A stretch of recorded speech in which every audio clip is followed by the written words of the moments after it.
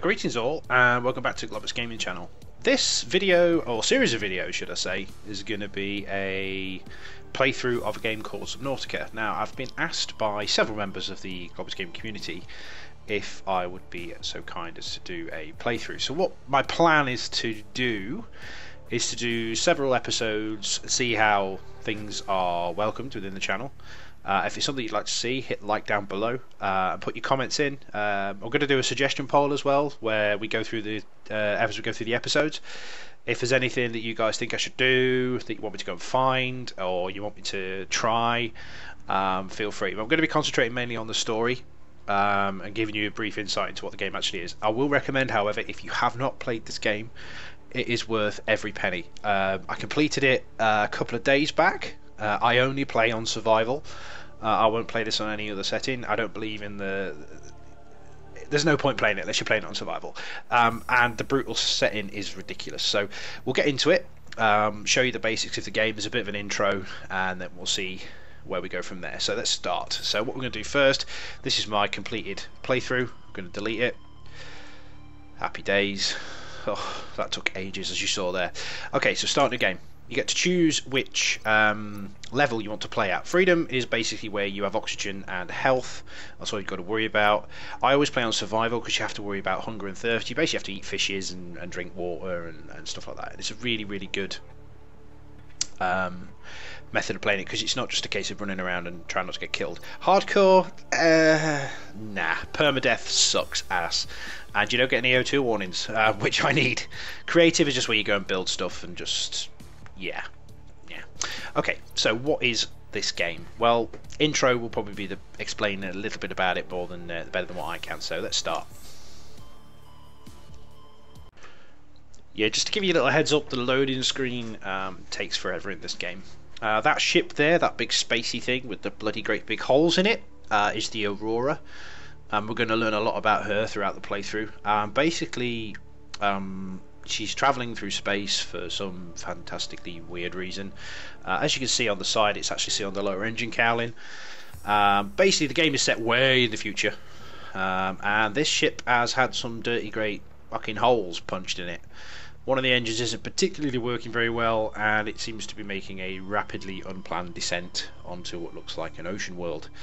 But like I said, guys, you've seen this already. 65 seconds. It takes a hell of a long time to actually load this game up, but it is worth it once you get into it. And here we go. Which one's the any button? Up that one. Attention. Hull failure imminent. All personnel abandon ship. So this is your life pod. Launch in 3, 2, 1. Yeah, I don't actually have control of the player yet, but yep, that's a big old bang.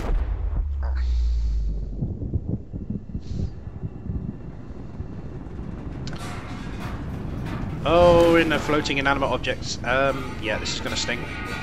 Yeah. Bonk. Ow. Yep, down. Right, so, I believe we've landed. And our shit appears to be on fire.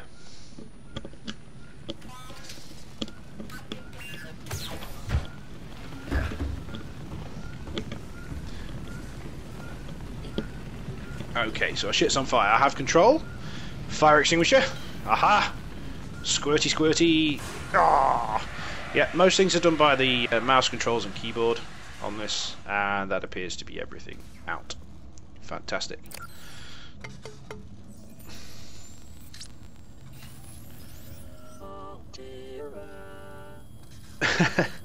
What does that remind me of? Windows. You have suffered minor head trauma. This is considered an optimal outcome. This PDA has now rebooted in emergency mode with one directive: to keep you alive on an alien world. Please refer to the databank for detailed survival advice. Good luck. Okay, so this is our survival pod. I think we can put away the fire extinguisher for now. So we've got a busted up secondary systems panel. We need a repair tool for that. The fabricator, you're going to learn a lot about that. That's how we craft stuff. There is crafting in the game. Radio, which is busted. First aid kit fabricator, always good. Makes first aid kits out of nothing. wizardry.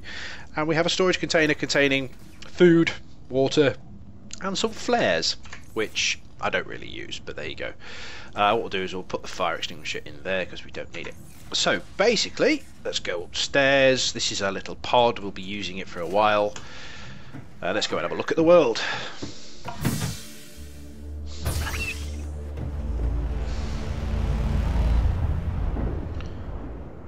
Yep, of all the places you could land, it's an ocean world. Okay, that thing there, the busted up wreck that's on fire. Laura suffered orbital hull failure. Cause unknown. 0 human life signs detected. Okay, so there's no human life signs. So the scanner we do for the PDA lady is saying that there's no life signs. So this is the ocean world. So I do know what I'm doing with this game, but we're going to talk you through the basics and see how we get on. So the first thing we're going to do is spacebar to jump, WASD to move, and... oh, it's a farty monster. So, right, here we go. Head up, dive, splash. Okay, so underwater. You notice there's a depth gauge, oxygen gauge, and fishes and things. Fishes, okay. So the first thing you need to do, the best thing you can do is collect metal salvage.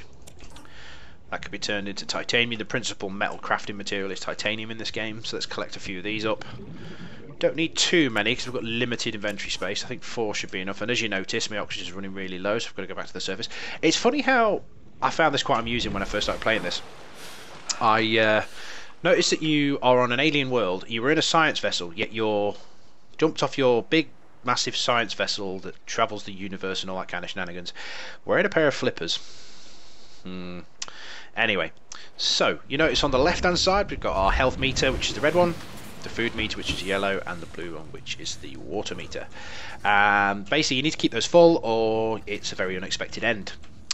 Basically, what happens in this survival mode is you basically return back to here, or your base, and with limited... if you've got any stuff in your inventory, like this stuff here, you basically lose it, which is a pain in the arse, especially if you've got some really good stuff.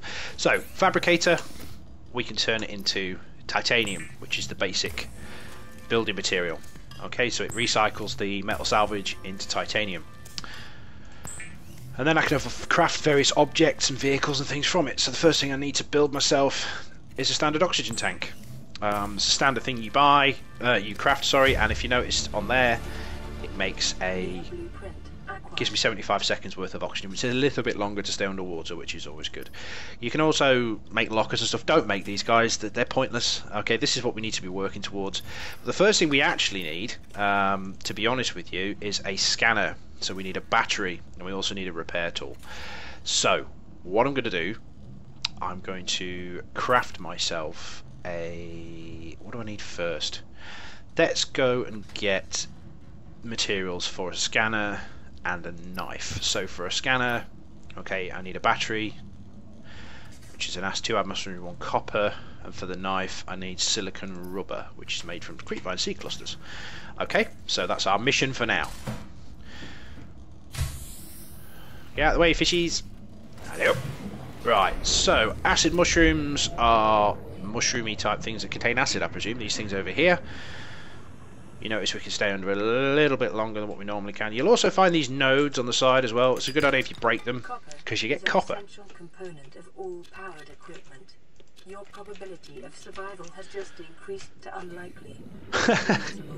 Increased to unlikely but plausible. Okay. So I want to make a couple of batteries because a lot of the stuff that you need early on requires a battery. Oh, yeah, I'm not going in there just yet. I want a torch first. Limestone outcrop, one here. There's another copper, so that's 2 batteries. That should allow me to build a torch and a scanamajig. What else did I need for the knife? Ah, oh shit! Ah, run away! Run away! Run away! Ah, ow! Okay, those things are known as explodey bastards. And basically what they do, they live inside these little pod things on the side of the mountains, or the side of the caves, and they run out and commit harry-carry in a rather explosive manner. But it does allow you to farm cave sulfur from them.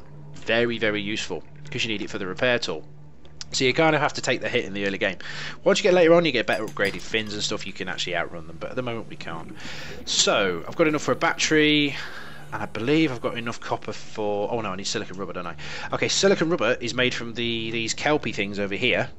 They have like globby, gobbly little filled sacks on the side of them, which enable you to make silicon rubber. Now you do need a lot of silicon, so I'm going to make quite a bit. Oh yeah, stay away from those dudes there, big teethy spiky bastards. Yeah, you do need them later. But at the moment we'll just grab a shit ton of this and then leave. They take up quite a bit of inventory space,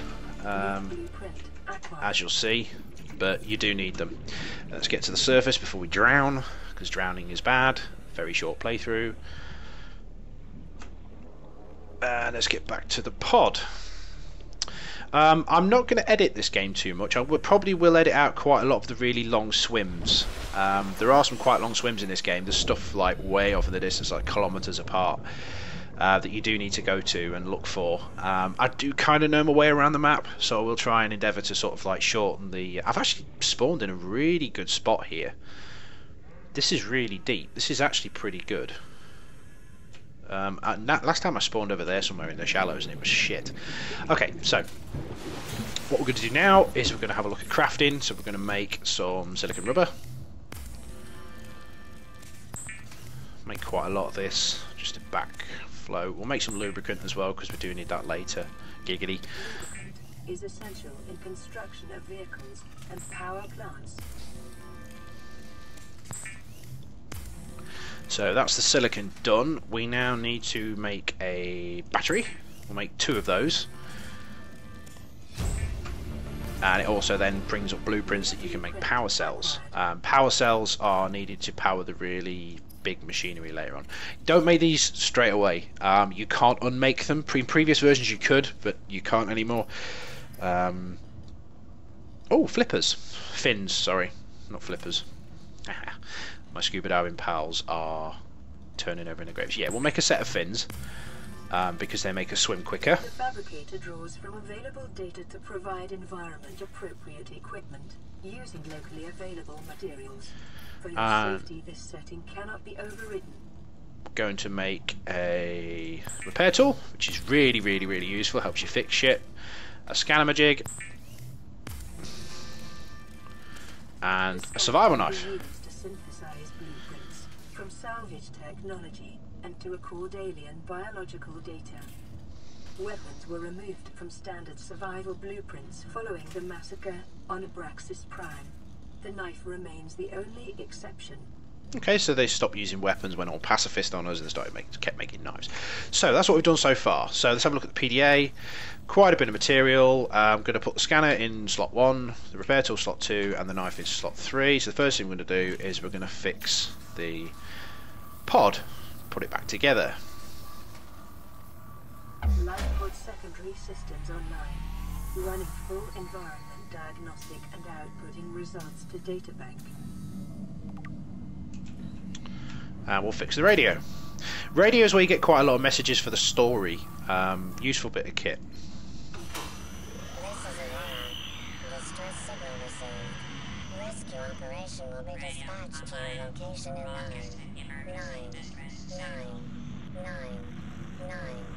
hours. How long is that in days? Transmissions from other life pods. Detecting increased local radiation levels.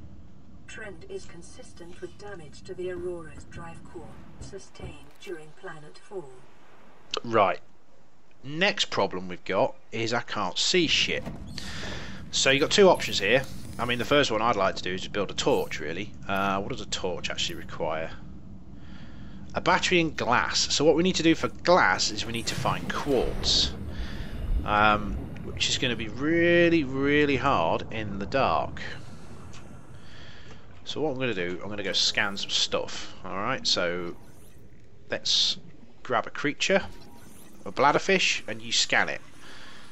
And it gives you information on it. Now, I know what bladderfish are for. You basically collect them and you turn them into water. There's also boomerangs, which look like a boomerang. And peepers. Peepers are pretty cool because they're basically massive eyeballs. Peepers are also nutritious, so we'll eat them. And acid mushrooms, I know what they are already, but you scan them, and sometimes you get recipes from scanning them. Sometimes. So let's have a look at this guy. Rabbit Ray, scan him. Yeah, come here, you little shitbag. There we go. Then we've done some of that. So what we'll do is while we're waiting, let's gather some more bladderfish and boomerangs because we have nutritional needs. Come here. There we go. I don't know if you can eat the rabbit rays. I never tried. I used to stick to the boomerangs. What I normally do later on is I get myself a little farm organised, but we'll cover about that later. So what we can do is we can make the water out of the bladderfish, some high quality H2O, and then we can also cook the peepers and the boomerangs. Now later on, if we gather small organisms while disposing of the skeletal structure, bodily fluids, and internal organs, thus rendering them safe for human consumption. What you can basically do as well is once you've cooked the food, you can actually mix it with salt. That gives you different. Basically allows the fish to last longer, which means you can take them on adventures and stuff. The only problem is it increases your demand for water, which is a bit of an arse because water is quite hard to come by unless you want to carry and gather up thousands of bladderfish. So I'm going to attempt to try and navigate in the dark as best I can. It's not the easiest thing to do, but I think I can see the shadows. It's really handy if you get a torch. Once we find the sea glide, things should be better. I don't really need any more of those. These little things here, brain coral I think they're called, yeah, they actually puff out oxygen bubbles, which are really useful. It allows you to stay underwater a little bit longer. Don't rely on them though, because if you're like me, you forget. And coral tubes. Just scanning everything. I can't see shit. This is so much. Let's just gather some bladderfish for later. Let's stockpile the food. Peepers. Peepers. Riding reed. Just scan everything basically.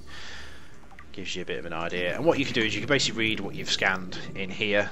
The different corals, plates and tubes. The thing is, you've got to watch out because while you're in your PDA, you're looking at all the fancy things you've scanned.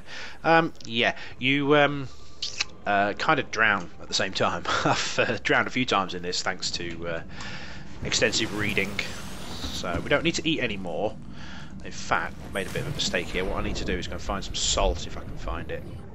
Basically need it to be daytime, because nighttime sucks. You can't see shit without a torch. The night cycles last about as long as... Can I pick these rabbit ray things up? No, I don't think I can. Right. Wandering around aimlessly. Awesome playthrough. Oh, here we go. Quartz. Found some. Amazing. So that'll do. One of them. Two of them to make glass. Detecting sulfur deposits in the local cave systems. Sulfur is an essential component of the repair tool. Oh, we already know that.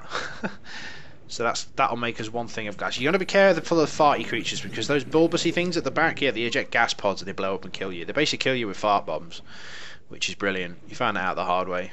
In fact, let's medicate up. Let's get some medicate on the go. Fish and food does go bad if you don't use it, so make sure you keep on top of that as well. So let's have a look. We can make some glass.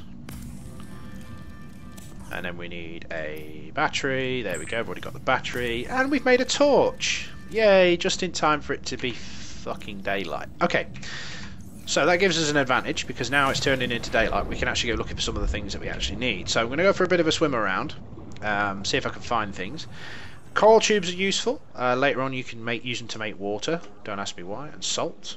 But what I really need to do is to find something called a sea glide. Now what you basically do to find a sea glide, you have to find the blueprints along with all the other fancy bits of kit that you find in the world.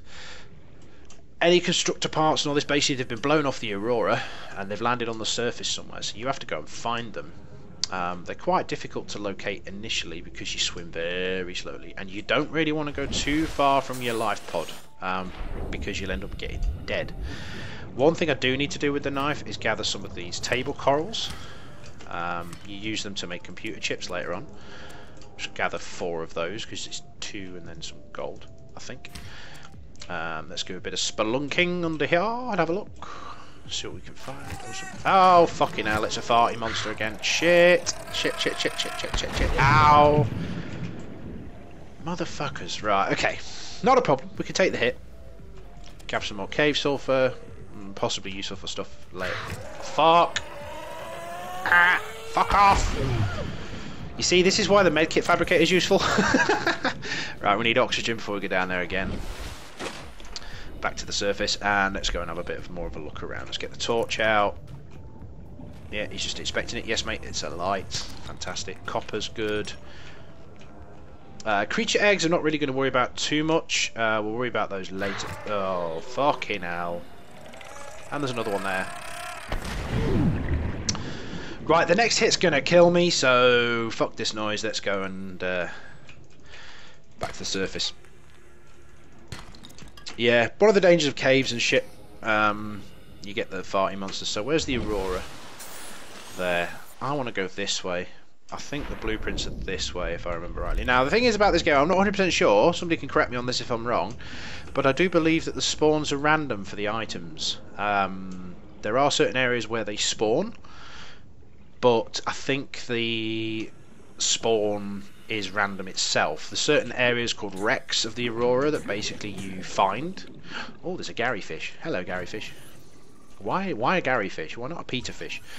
Gary fish. Okay, there you go, Gary fish. So we need to find these things. I'm going to have a bit of a look around, see if we can see them.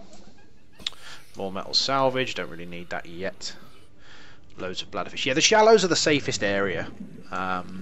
There's not really many things that want to nom you. There are some things that will, like the I can't remember what they're called. The things with the teeth, razor teeth or some shit like that. Stalkers, I believe they're called. Basically, like little sharks that basically chomp on your face. If you go, those things there, look, they pick up metal, swing it around, and then drop it again. And they can also drop their teeth, which are really useful. They're like essential components for building stuff later on. But at the moment, there we go. Let's have a look, see what we've got here. What have we here? We've got a mobile vehicle bay fragment. Yep, you need that later to make vehicles like little portable submersibles and shit like that. But at the moment, it's not essential.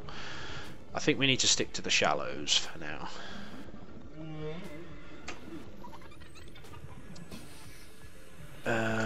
Table coral, yeah, we'll scan it just because.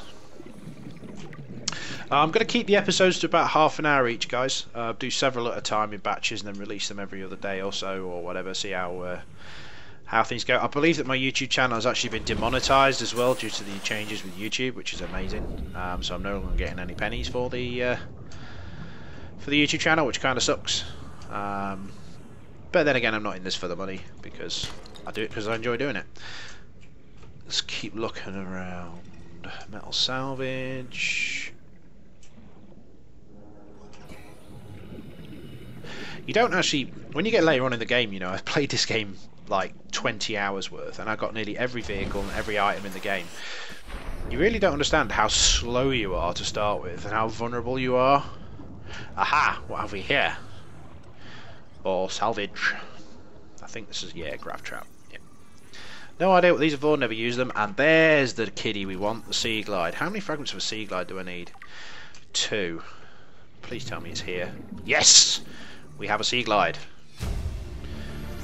Okay. Let's go back to the oh shit, where is it? Fuck. Oh, there it is. Found it. So the sea glide is basically one of those motorized fans that you basically it propels you along in the water. Really useful bit of kit. It increases your swim speed by a shit ton, but it uses battery power, so you have to manage your battery power. You get a battery charger later, but not right now. So we're back in the pod. Let's see what materials we need for a sea glide. We need a battery, lubricant, copper wire, and titanium. I think, apart from the mushroom, which I can go and fetch now, we've got all the materials to make it. There we go. Boom. So we need to make a battery and some copper wire. I think what we can do then is, yep, we can make a sea glide. Yeah. This is the first essential piece of equipment. There we go. The sea glide will increase your effective exploration range. For your safety, please pack supplies for long journeys and stay within 5 kilometers of the nearest life pod or habitat. 5 kilometers. Okay, so that's the Sea Glide. I'll just give you a bit of a demo of what this actually does.